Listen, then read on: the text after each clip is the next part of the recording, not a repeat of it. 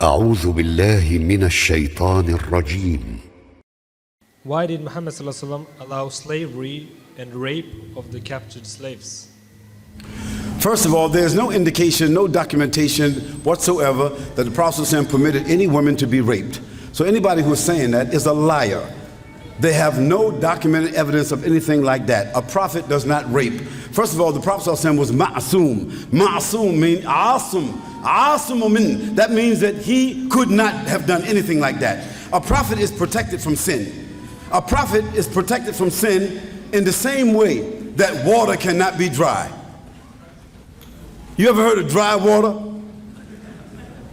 Water cannot be dry because Allah made it wet. Sand cannot be wet naturally because Allah made it what? Dry. So the constitution of a prophet is that he is ma'asum. That means ma'asum means he cannot commit any major crimes, sinful deeds, or transgressions. He could only make a mistake. So rape is not a mistake. So whoever said that, if you're a Muslim, you can't say, why did the Prophet ﷺ rape somebody? Because what you talking about?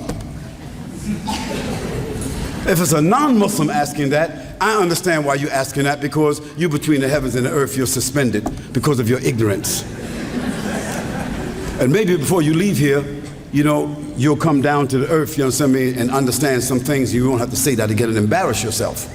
So let's leave that issue about the rape thing.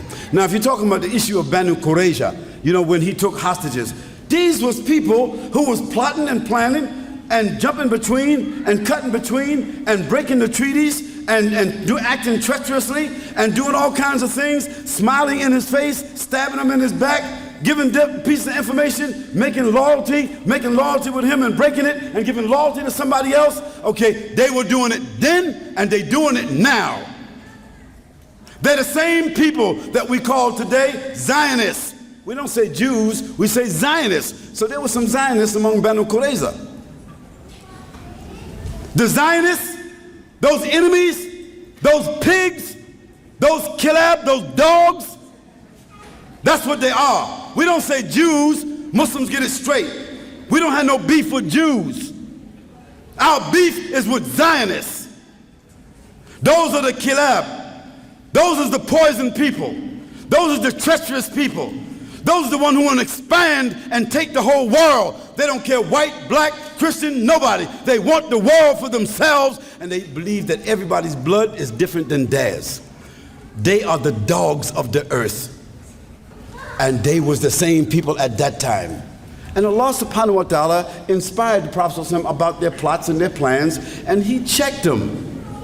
So they're going to be put in check again soon.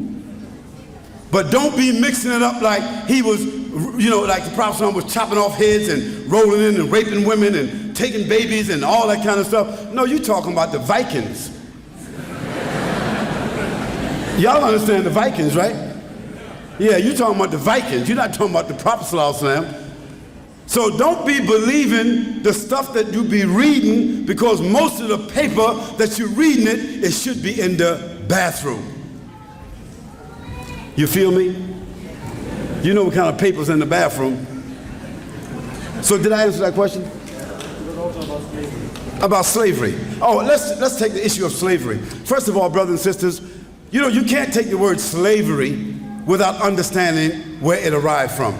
So it's one thing to invade somebody and just take them as slaves. Did the Prophet ever do that? Did he invade somewhere and take somebody as a slave? No. He encountered people on the battlefield, and if he won, they became what? Hello? No. They became captives of war. Captives of war mean that they become hostages, right? But Allah subhanahu wa ta'ala said to us how you got to treat the hostage. You got to feed them like you feed yourself, right? You can't do no injustice to them. You got to clothe them. You got to make them safe. And you can't take them hostage unless you can take care of them and protect them. Is that what Allah said? So it's a different kind of hostage, isn't it? Now, when a person moves from captive to hostage to slave, slave doesn't mean the same like they did to my people in America. See, the devils who did that, that was institutional slavery. there was no institutional slavery among the Arabs. The Romans, they had institutional slavery. The Greeks, they had institutional slavery. But the Arabs did not know anything such as institutional slavery. It was as a result of war. So when the Quran was revealed, the Arabs already had, some of them already had what? Slaves. So the Quran did not come to eliminate it right away. The Quran came to do what? Gradually dissolve it. Gradually. That's why in the Quran you see those ayahs where Allah subhanahu wa ta'ala said, if you commit a crime, you break your fast, you violate, you commit a sin. How will Allah tell you that you can do kafara with that? How he said? Pay the money or do what? Free the slave. So after paying money and freeing slaves, when the Prophet passed away, slavery was just about wiped out in the Arabian Peninsula. Say Allahu Akbar. Now if some Muslims today in the Gulf is still taking slaves, they're not doing this on the basis of the legacy of the Prophet, they're doing it on the legacy of their own corruption. They're doing it on the legacy of their own corruption.